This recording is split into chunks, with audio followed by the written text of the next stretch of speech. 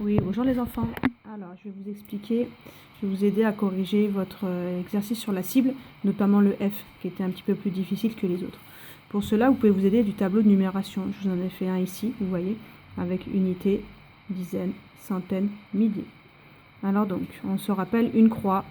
Cette croix-là, par exemple, si elle est dans la case des 1000, elle vaut 1000. Cette croix-là, elle vaut 100. Cette croix-là, elle vaut 10.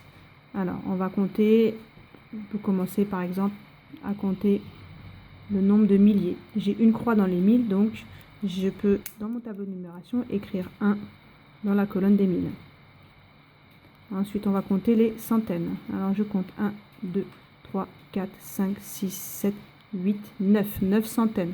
Donc, dans ma colonne des centaines, je peux mettre 9. Ok.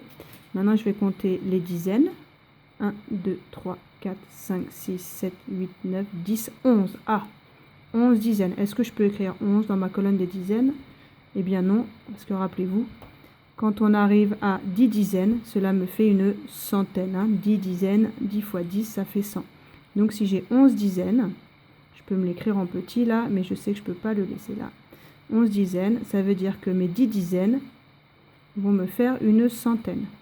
Donc il me reste quand même une dizaine toute seule. Donc je mets un 1 dans les dizaines. Par contre, j'ai une centaine en plus. J'avais 9 centaines, donc maintenant ça me fait 10 centaines. Hop, et 10 centaines, on se rappelle combien ça vaut 10 centaines.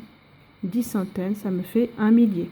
Donc, je vais échanger mes 10 centaines et avoir un millier en plus. Donc, un millier plus un millier, ça me fera 2 milliers. Donc, j'ai 2 dans les milliers.